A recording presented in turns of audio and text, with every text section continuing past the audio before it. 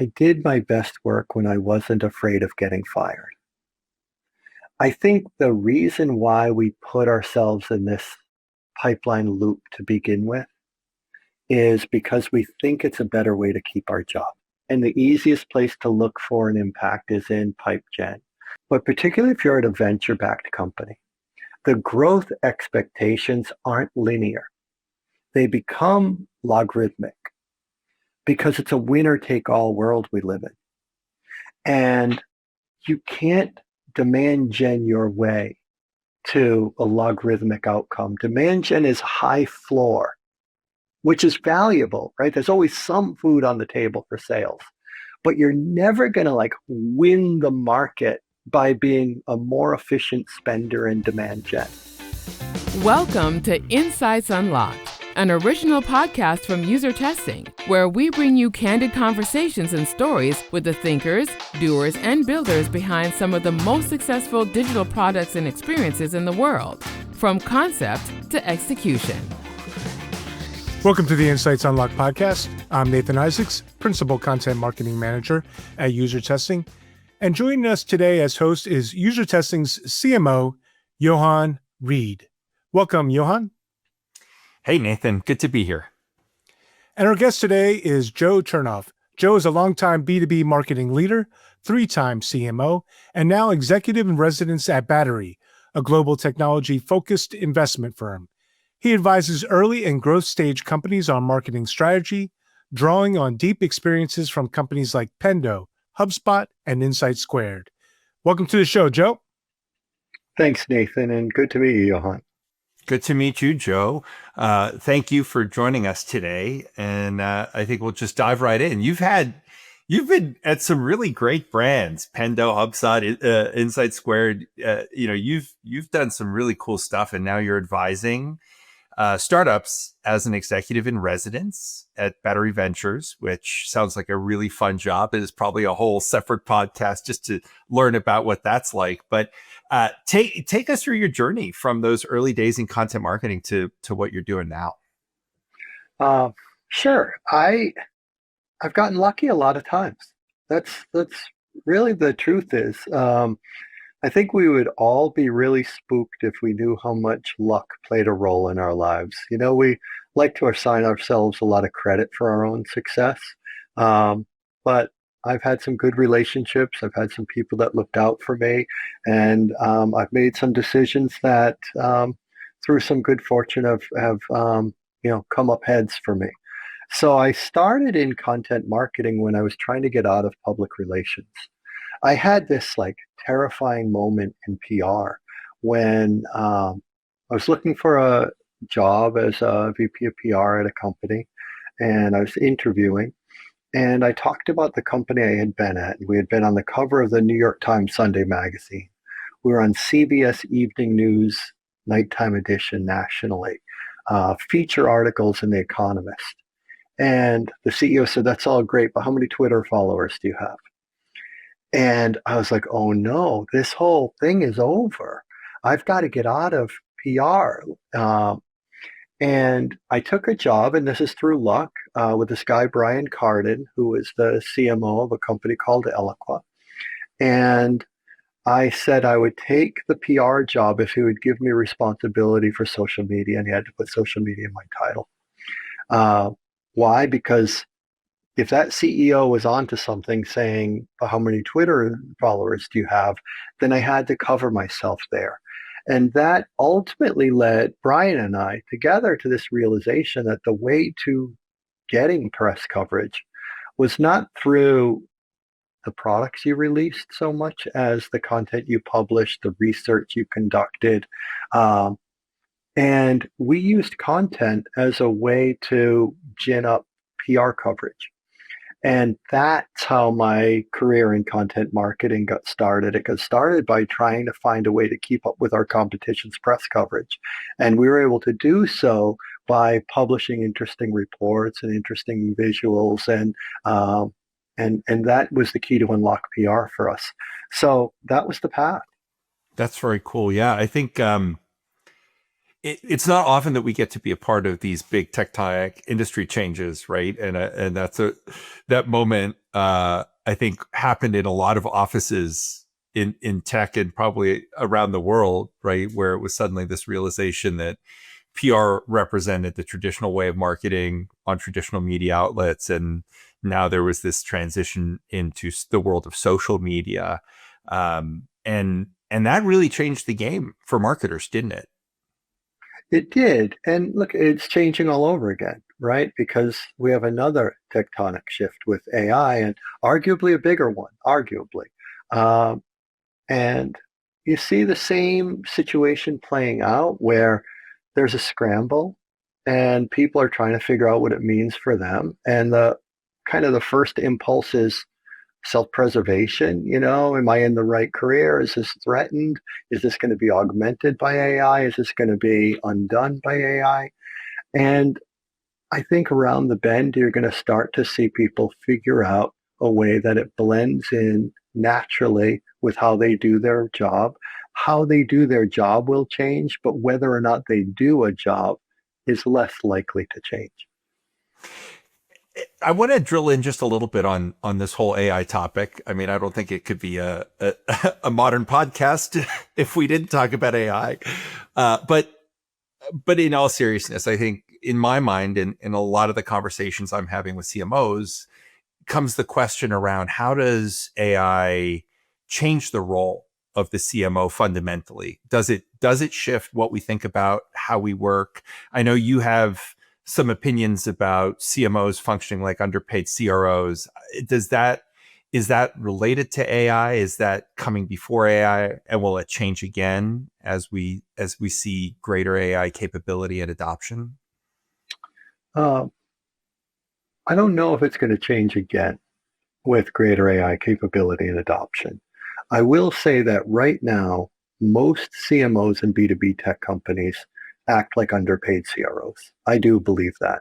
And what happens, and we'll get to the AI bit, but there was a lot in that question. We'll get to the AI piece momentarily.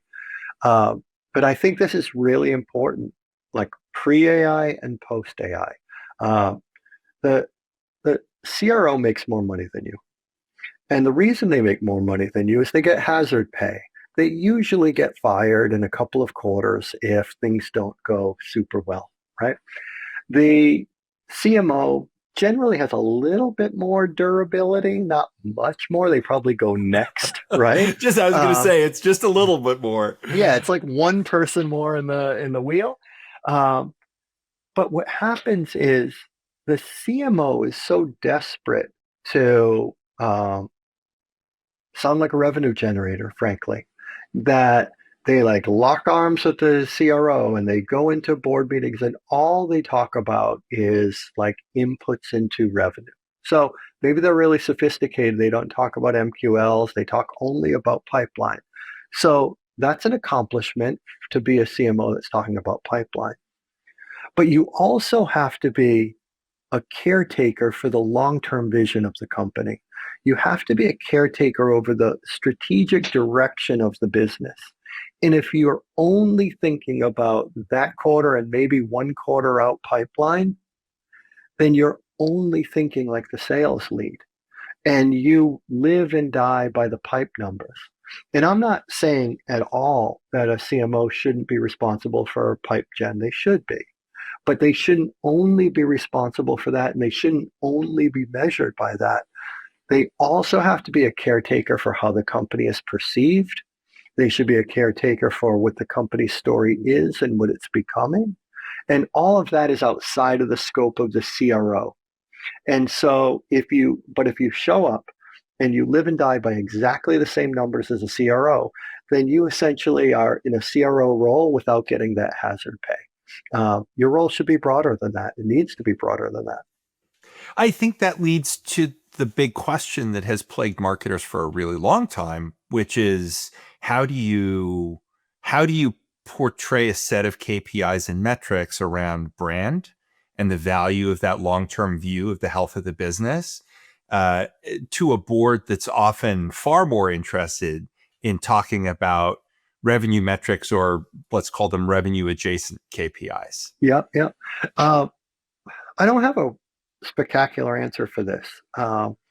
When I left Pendo, I I thought hard about whether or not I wanted to be an operator again, whether I wanted to go off and start my own practice, or whether I wanted to do an EIR or operating partner role at a VC.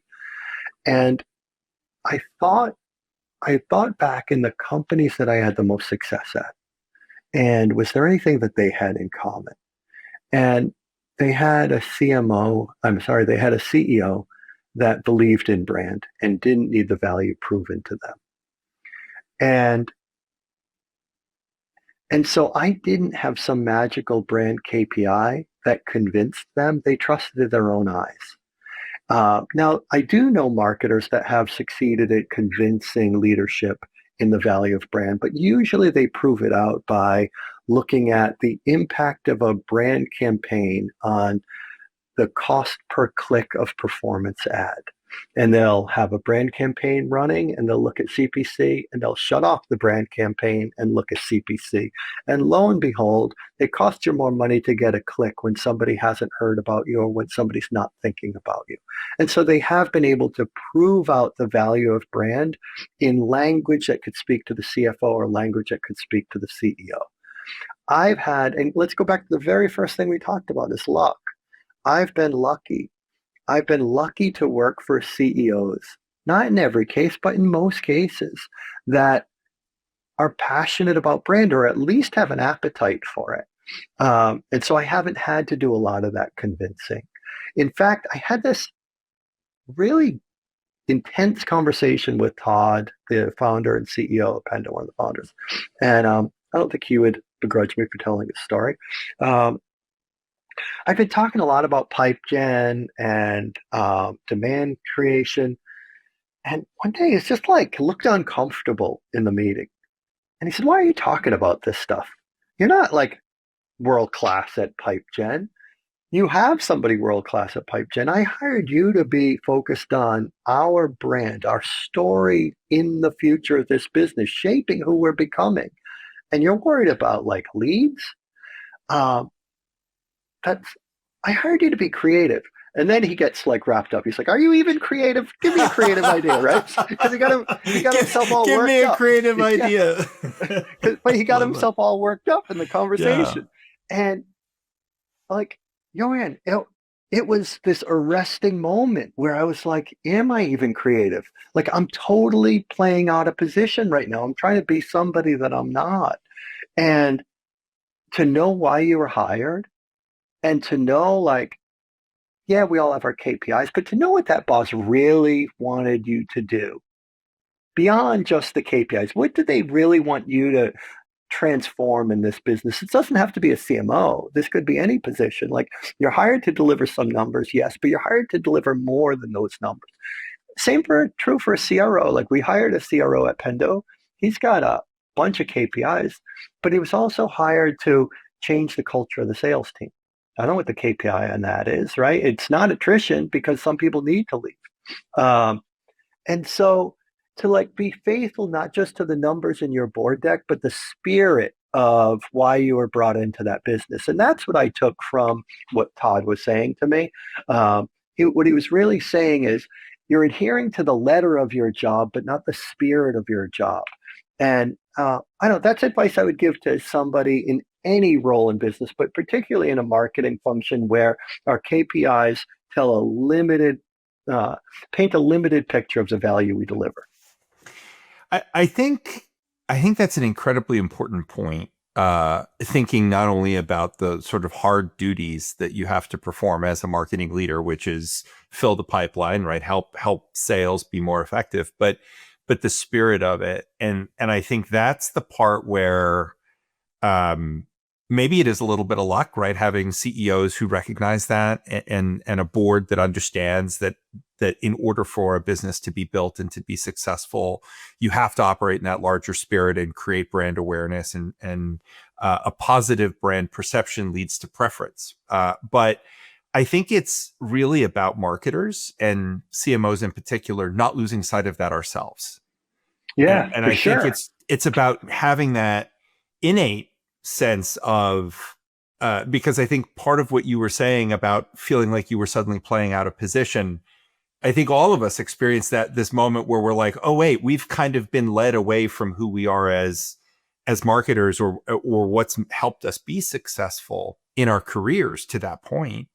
And then suddenly we're focused on somebody else's numbers instead of what we know to be really the important thing for the business. And I think that's such an important point for our audience to take away. And actually, regardless of if you're even a marketer, I think it's a universal truth that people need to consider is what's the spirit of the role, not just what are the hard measures. And are you delivering on the hard measures, but are you also delivering on the spirit of the role? And the dirty little secret here is I was playing myself out of position. Todd wasn't playing me out of position. He wasn't holding my hand to the fire for those numbers. I was just showing up blathering. And so I would ask myself, if I would listen to this podcast, if I'm playing out of position, am I doing it to myself? I asked this investor once, what's the most common mistake founders make after they take your money? And he said, it's easy question. They try to prove to me that they can fill their weaknesses. So if somebody is bad at sales, but it's a great engineer, they want to prove to me that they're good at sales. And so they spend their time selling as if to demonstrate to me that they're this total executive. And I'm like, no, I want you to be that incredible technologist and hire somebody to run sales. I don't want you to prove to me you can do it. And in some ways, that's what we do to ourselves. Well, to illustrate your point, I think if you go out and look at CMO profiles on LinkedIn, how many people, myself included, put full stack marketer on there, right? Like, it's impossible to be truly full stack, because while all of us have run all of the functions of marketing as marketing leaders, right? We didn't come up through every possible marketing channel. You can't be both this really great brand storyteller who also came up focused on demand generation. They're different personalities, different experiences. And I think it just speaks to this need that we have as marketing leaders to say, hey, we've done it all, we can do everything, as opposed to leaning into the thing that makes us unique and where our strength really is. I get this question a lot from founders, both at Battery and just in advising on the side prior to Battery. Founders will ask me what profile CMO they should hire and what they should look for. And I say, look, to oversimplify, there's a brand bias, there's a product marketing bias, there's a demand bias. There's 3 holes, there's 2 pegs. At most, somebody can be good at 2 things. So you could say, I want both pegs in brand. I want the world's greatest brand marketer. You just have to accept then that there are 2 limitations. You could say, I want one in brand and one in demand, and I'm going to own product marketing. That's fine. You accept that there's one limitation, but there's not 3 pegs. It's the old, you can have 2 of these 3 things. Which ones do you choose? Yeah. So I want to bring you back for a moment, back to the AI question, because I feel like, AI is rapidly changing the landscape of marketing, and I think it'll have a knock-on effect to marketing leadership if we as marketing leaders don't embrace ways of working that involve AI. And so do you believe that AI is a tool that allows a marketing leader to get that third peg? Yeah, it's less about whether or not I am rounded out. It's a matter of, is the team rounded out? Is marketing's contribution to the business fulsome in all those areas? And I do think AI will be helpful in those areas. Like, let's pick one. Take product marketing, and then take specifically within product marketing persona development. I think every CMO will tell you that persona development is way more art than science. It's a bit of a guessing game. It's based on kind of small and a couple customer conversations at a user conference that have an outsized impact on the definition of all users. And then along comes AI. that can provide much more scientific ways of knowing who your ICP is, who your buyer is, many more data inputs that inform that persona. So you can have a much richer, much more dynamic, evolving, changing ICP through AI. So it's a way that you can augment what product marketing delivers to the business and add a skill that may not be resident on the team because frankly persona development is critical, but it is much more art than science in most companies, and now with AI it can be equal parts art and science. Yeah. Well, and I mean, that certainly resonates because, uh, even we are loading in personas into GPTs so that you can have a conversation. I think Yeah, that's in a way, for us, it's about creating, giving marketers and salespeople the ability to have practice conversations with a perceived audience with a persona. I think for me, what becomes interesting is how we as marketing leaders use that capability to help inform our strategies for the areas where we are weak and where we are reliant on other people. And I definitely agree with the idea of hire in the place where you're weak. So to that investor's example, right? Like go out and find the yin to your yang. But I also think that at least the way I've been thinking about AI tools and my own use of them as a leader versus as an individual contributor is helping me try to understand and make sense out of what I'm being told by my demand generation leader, and so that I can be a better partner to her, even though demand generation isn't necessarily my strong suit. yeah. I get the LLM interrogation of personas and to get to know them better in that regard. But I'm also talking about persona development. Like there's a AI company I was talking to that uses multiple data sources to figure out exactly who's consuming your content and what messages there is resonating most with them to give you uh, to to challenge your assumption about who your ICP is to begin with. And I think if we go way up the stack and we say, how does AI writ large, not an individual tool, but this whole movement, how does that affect the way a CMO operates? I think, I think it will get a CMO to the position where there's just less bias in the way he or she operates.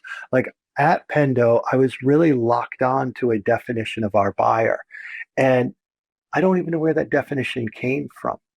If I were CMO there today, I would have the opportunity to challenge this definition that just sort of evolved organically and be able to challenge it with a much more scientific interpretation of who our ICP is.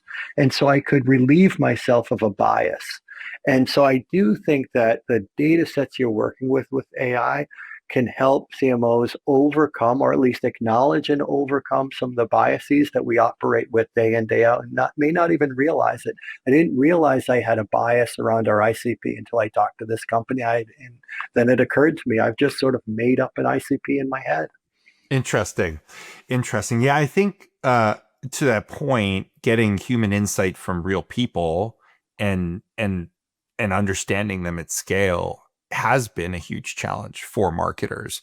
The big brands, the consumer brands have consumer Sure. research teams that are out there doing this, but that's not something that is scalable, and it's certainly not something that mid-sized companies have budgets to go out and certainly really not B2B. do. B2B is terrible at this, right? Yeah. And here's this. I'll tell you a great ICP, a great definition is when I was at Eloqua, my CEO Joe Payne had done, I don't know if he was an intern or an MBA intern at Mr. Clean, the consumer brand.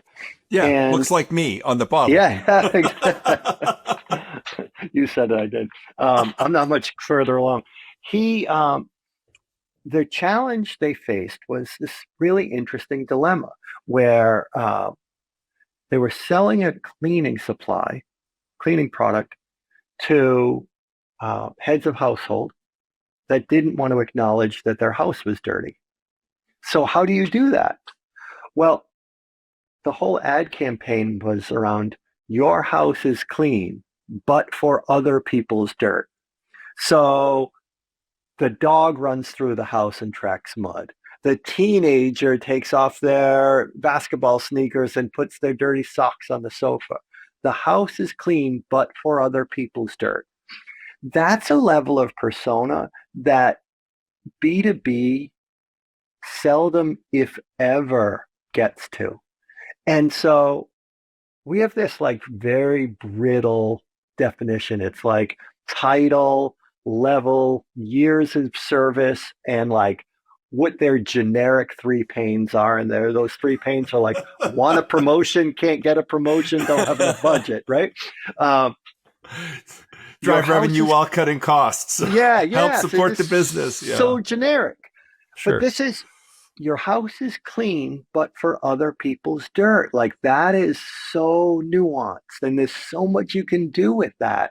And my hope is that AI, in this one tiny sliver of marketing that we're talking about, but my hope is that AI can help B2B marketers get to that Mr. Clean-like level of understanding of their customers, their buyers, whether it's the inputs, what the data says, who the data says your buyer is, or what you were saying, like having a back and forth dialogue, train an LLM on that particular buyer, and then dialogue with them so you can get the at scale part of understanding the sort of consumer sentiment.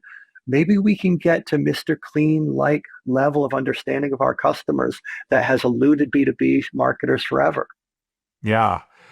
I think there's so much that gets lost. I know, a lot of people try to build up a knowledge set and by going out and scraping LinkedIn profiles or sending surveys or doing those kinds of tools. And there's just so much nuance that's lost when you do that, because really to get to that, but for other people's dirt sort of sentiment, you actually have to hear what people are saying, and you have to get the anecdotes, and you have to hear even the nonverbal stuff, right? The frustrated look, the rolling of the eyes when you say the word pipeline, right? Yeah. It's all of that nuance that gets you there, I think, and that's where I'm agreeing, I guess, violently with you. It's about taking the AI analysis of real people's thoughts, intent, reactions, anecdotes, stories, all of that, and coming to that place of saying, now I really understand the motivations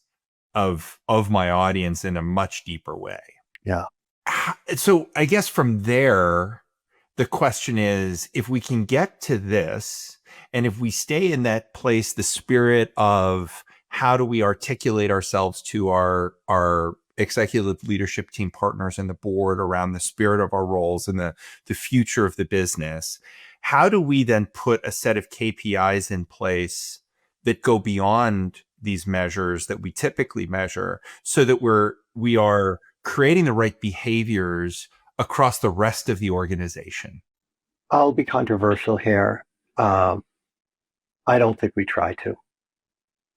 I think there are things that we know with our head, and there's things that we feel instinctively. And you won't get to any of the other stuff, the story of the business, the stuff that KPIs are blurry on, if you don't have pipeline in place. So job number one is the thing you're measured on. But if pipeline is in place, and you talk about brand and the role brand is playing, and maybe you have some anecdote that really punctuates, and I'll tell you a story on this, that really punctuates the value of brand. And pipeline is in place. That's the prerequisite. Most reasonable people are going to accept your premise for the value of the other stuff. If brand is not in place, but you have this, if pipeline is not in place, but you have this big brand audit that's done, people are going to call BS, because they're going to say, well, yeah, but the main thing I need, pipe, isn't there. So I don't really care about this other stuff. ironically, the best way to get people to believe you on being the caretaker for the long-term narrative is to take care of job number one, which is pipe.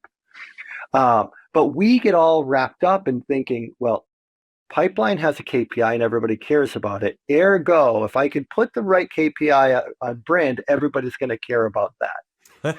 Not the case.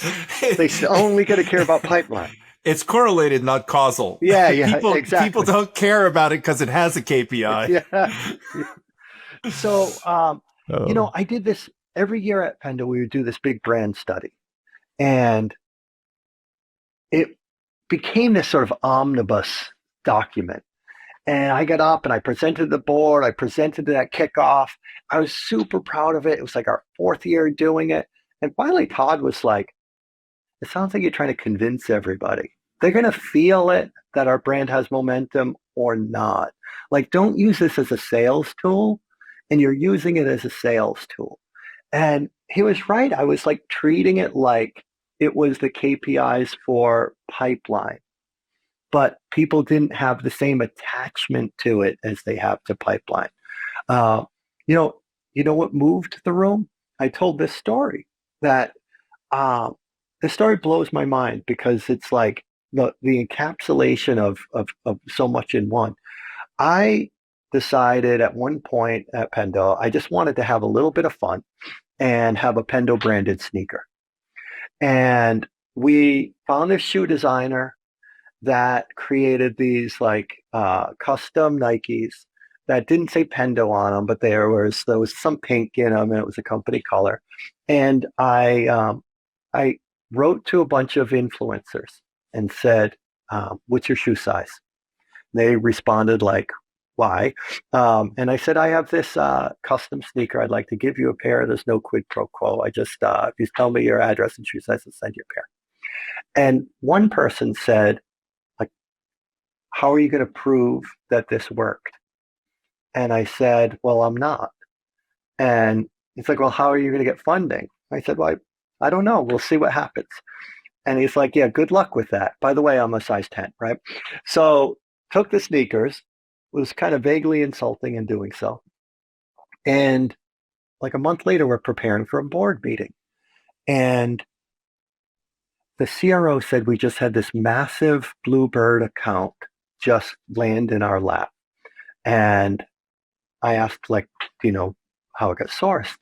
And he said, all I know is they attended this workshop taught by this guy and heard about Pendo in it and heard that you really don't need a product operations full team. If you have Pendo, you can have one product ops person. And wouldn't you know that was the person, and wouldn't you know that that workshop happened like a week after I sent him the sneakers? That too is correlation, not causal, but there's a relationship between those two things. And I think that brand is about building the relationship between two things and then trusting that rational people will draw the connection. I absolutely love that story because I feel like as marketers, we know in our hearts that it doesn't take one thing to move the needle. It takes a whole series of small moments, some of which are surprise and delight at getting a pair of sneakers from somebody who you didn't think had the budget to do that sort of thing and didn't ask you for anything in exchange. Yeah, I think that's a really powerful story that you just shared. And it speaks to the value of investing in not only your brand, but also in those brand relationships. Here's a crazy thing. Say I never heard the story.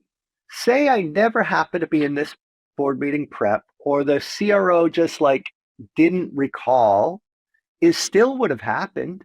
Yeah. Right? That the relationship still would have contributed to that Bluebird landing in our laps, right? I just wouldn't have known about it. And so you do have to simply take some leaps of faith when it comes to the value of marketing outside a pipeline. And Todd said, how many other people have gotten a pair of sneakers and done something similar that we never heard about? You know, I had a CEO that was an advocate for this. Yeah. Yeah. And I think as you were talking earlier about and you were sort of underscoring the point that you have to have the pipeline challenge essentially licked. Like you have to be flowing pipeline in a repeatable way so that everybody can breathe a little bit and then say, Yeah. okay, right. It makes me think about sort of like, is there a Maslow's hierarchy of marketing needs? Right. Where you're like the bottom of the pyramid is pipeline and you can't move the conversation up to anything else before if you don't have pipeline covered, because the business is always going to pull down to that level first. I think you're right. I think you're right about two things. You're right about pipeline, but you're also right about it being systematic and repeatable. Like the second level in the Maslow is like the first level is, do we have pipeline? The second level is, do we have a system in place that I trust will continue to generate pipeline? Okay, now we can move on to more of the self-actualization stuff. Well, and if we pull this all the way through, right? If you don't have a system in place to capitalize on the brand work that is higher order, right? If your efforts to build pipeline are ad hoc and always sort of running around with hair on fire, then you will be poorly set up to derive the benefit from those brand moments. And then if you're not, then you won't get that lift. You won't see these moments of a bluebird coming in, or just suddenly an uptick in the effectiveness and the cut in the costs on generating the demand. So I think there's something, somebody out there's probably already got this, but I think there's something to be said about thinking about your approach to all of this. And even if you're trying to build a KPI hierarchy that you want to talk to your team about, is we have to get the current pipeline needs met, having a system in place to make it repeatable so we can meet the pipeline need quarter over quarter. Then we can put in place brand initiatives that will accelerate that system to give us even more sufficiency or an abundance of pipeline so that we can cherry pick the biggest deals out of that pipeline. Yeah. I don't know if anybody has an abundance. I was going to say, I'd love to hear from anybody who's done this. You had me at abundance. Yeah, I think that's a world that we'd like to operate in. But I do think that making sure you have this systematic approach is really key. And I think that also is the part that inspires confidence. I suspect that your CEOs that you've worked with, the reason they had that trust and confidence in you was because they saw the systematic approach to the necessity of pipeline, but also to the spirit of the role. I hope so. I hope I played a role in that, but I think I picked well. I think I picked well there. Luck does play a huge part of the role, but I know we've been talking for a while. I've kind of lost track of the time. This has been such a great conversation, Joe. But before I let you go, I'm curious to see if there's one additional piece of advice other than be lucky that you can give to our listeners who might feel stuck in this cycle of like, I keep getting dragged into pipeline conversations, or, I've tried brand stuff, but it hasn't landed, or just, maybe a different way to think about their role even. I did my best work when I wasn't afraid of getting fired.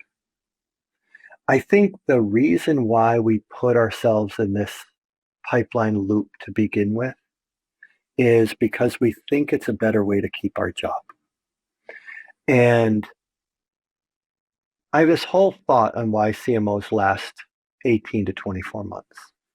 And it's because you get the 6-month honeymoon, and then you realize that honeymoon is ending and I've got to show an impact. And the easiest place to look for an impact is in pipe gen. And so you shift all of your dollars, even those future dollars, into pipe gen so that you can show that there's a step function in what you're contributing to the business. But particularly if you're at a venture-backed company, the growth expectations aren't linear. They become logarithmic because it's a winner-take-all world we live in. And you can't demand gen your way to a logarithmic outcome. Demand gen is high floor, which is valuable, right? There's always some food on the table for sales. but you're never going to like win the market by being a more efficient spender in demand gen. And so by essentially front loading your budget into demand gen, you're buying yourself 18 to 24 months until until leadership says, good at demand gen, but we're not keeping pace with our goals. We're growing, but not fast enough. And so when I say you have to be thinking long-term and be the caretaker of the long-term vision of the company, it's not because I like the art of doing that or it sounds romantic. It's because if you want the job for 5 years, 10 years, you have to do that because that future is coming. And you have to be ready for it. And you're not going to get ready for it by being a little bit more efficient at your demand gen spend. You have to find points of leverage. You have to find step functions. And those step functions come from outside of the demand gen program. And so I say it as a self-interested person that wants to last somewhere for a long time and wants to be remembered for having an impact on that business, not because I think it's more fun or more romantic to write the brand narrative. And so I would just say rethink your role in a self-interested fashion that if you're going to be in that job for 5 years, demand gen alone isn't going to do it. It's going to probably get you 18 months and then you're going to be starting over. So brand and thinking about the way that the company is perceived by that refined ICP, that deep understanding of the buyer, is not only an investment in the future of the business, it's also an investment in the future of your own role. Absolutely. Brilliant advice. Joe, thank you so much for being on the show today. This was the best conversation I had all day. Oh, thanks. Yeah, me too. I enjoyed it. Joe, such a great conversation. How do people learn more? How do people read a little bit more about your point of view or get engaged with you? Well, it's no longer on Twitter. That's no longer the happy place it once was for me. I would say LinkedIn. I'm pretty much at J Chernov everywhere. So LinkedIn would be J Chernov would be what's beyond the slash. But find me on LinkedIn. Brilliant.